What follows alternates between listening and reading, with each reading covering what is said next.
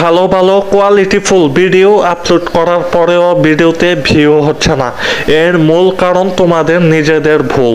তোমরা এই কাজগুলো চেক করো না নিয়মিত। প্রতি মাসে মাসে বা প্রতি সপ্তাহে এই জিনিসগুলো অবশ্যই চেক করবে। মনে রাখবে, একটি জায়গায় যদি বেশিক্ষণ ধরে আবর্জনা পড়ে থাকে, সেই জায়গাটা যেমন দূষিত হয়, এমন মোবাইলের মধ্যেও কিছু কিছু আবর্জনা আছে। সেই আবর্জনাগুলো ডিলিট না করলে মোবাইলের নানান ধরনের ক্ষতি হয়। সেই আবর্জনার জন্যই মূলত ভিডিওতে ভিউ এঙ্গেজমেন্ট হয় না। দিন দিন তোমাদের পেজের রিচ ডাউন হতে থাকে। তো কি সেই আবর্জনা কিভাবে ডিলিট করবে, এই আবর্জনাগুলো কোথায় গেলে পাবে, চলো বলে দিচ্ছি। তার আগে বলে রাখি, আমার এই ভিডিওটি যদি ভালো লাগে তাহলে অবশ্যই ভিডিওটিতে একটা লাইক দিবে আর কমেন্ট করে তোমাদের মতামত জানাবে, আর আমার পেজটাকে ফলো দিয়ে আমার পেজের সাথেই থাকবে।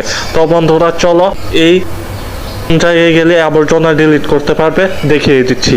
তো প্রথমে চলে আসলাম আমার প্রোফাইলের হোম পেজে। তারপর উপরে থ্রি লাইনে একটা ক্লিক করব। ক্লিক করার পর নিচে স্ক্রল করার পর সেটিং অ্যান্ড প্রাইভেসিতে একটা ক্লিক করব। তারপর সেটিংসে একটা ক্লিক করব।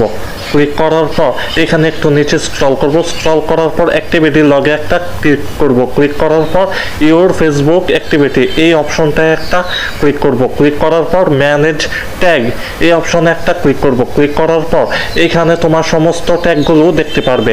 তুমি একে একে অল অপশনে ক্লিক করে সব ট্যাগগুলো সিলেক্ট করবে। সিলেক্ট করার পর নিচে রিমুভ ট্যাগ এই অপশনটায় একটা ক্লিক করবে। ক্লিক করার পর এখানে তোমার একটা পাসওয়ার্ড, কনফার্ম পাসওয়ার্ডটা দিয়ে সাবমিট বাটনে ক্লিক করে দিলেই তোমার সমস্ত এই ট্যাগগুলো ক্লিক হয়ে যাবে। তারপর এইভাবে আবার অন্যভাবেও ট্যাগ ডিলিট করতে পারবে। আবার ব্যাকে আসবে। ব্যাকে আসার পর তুমি সাইডে থ্রি ডটে একটা ক্লিক করবে। ক্লিক করার পর এখানে তোমার কয়েকটা অপশন আসবে।